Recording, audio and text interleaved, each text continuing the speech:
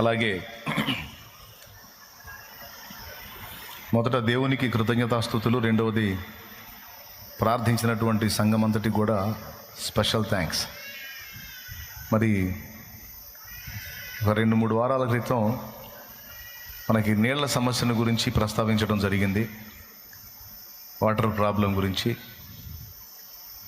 అయితే మీరు ప్రార్థించారు. ఆయా ప్రాంతాల్లోంచి సేవకులు కొంతమంది, విశ్వాసులు అనేక మంది, కొంతమంది వీడియోస్ మాట్లాడారు.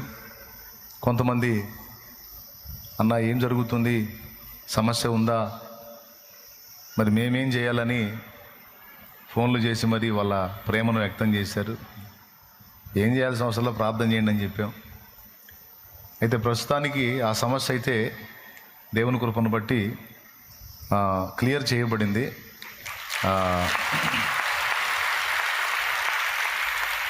ప్రస్తుతానికి నీళ్ళు ఇస్తూ ఉన్నారు. అంటే భవిష్యత్తులో ఏముంటుందో తెలియదు, మరి ప్రస్తుతానికి నీళ్ళు ఇస్తూ ఉన్నారు. సో ప్రేయర్ చేసినందుకు మీ అందరికీ, అలాగే స్పందించినందుకు సంఘ బిడ్డలకి, అలాగే మిగిలిన సహోదరులందరికీ కూడా హృదయపూర్వక వందనాలు తెలియజేస్తూ ఉన్నాను. అలాగే స్పందించినటువంటి అధికారులు కూడా మరి వందనాలు తెలియజేస్తూ ఉన్నాను. దయచేసి మరొక విషయంలో మరో రకంగా మరోసారి మమ్మల్ని ఇబ్బంది పెట్టకుండా, జరుగుతున్న దేవుని పని 10 మందికి ప్రయోజనకరమైన పని కనుక ప్రభుత్వం వారు కూడా ఎంత తోడ్పాటు అందించగలిగితే అంత మంచిదని అనుకుంటున్నాం. అందరికీ హృదయపూర్వక వందనాలు తెలియజేస్తూ ఉన్నాం. ప్రస్తుతానికి ఆ సమస్య క్లియర్ అయింది. కొంతమంది డౌట్ పడుతూ ఉన్నారు, అన్న అదేమైంది అని అడుగుతూ ఉన్నారు.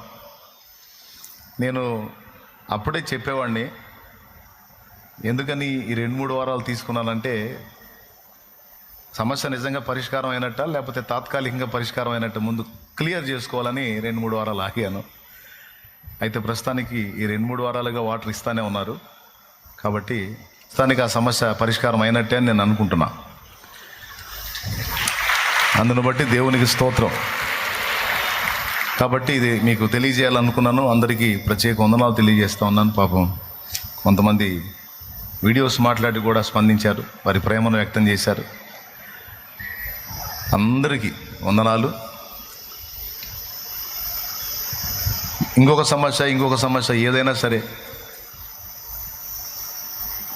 మనం ప్రార్థిస్తాం, దేవుడు తన కార్యాలు జరిగిస్తాడు. దేని గురించి మనం చింతపడాల్సిన అవసరం లేదు. కానీ ఇంతమంది హృదయంలో ఎక్కడో దూరాలు ఉండి కూడా ఫోన్లు రోజు వస్తూనే ఉన్నాయి. ఇంతమంది హృదయంలో తండ్రి సన్నిధి పట్ల ఇంతటి ప్రేమ ఉన్నందుకు నా దేవునికి కృతజ్ఞతాస్తుతులు.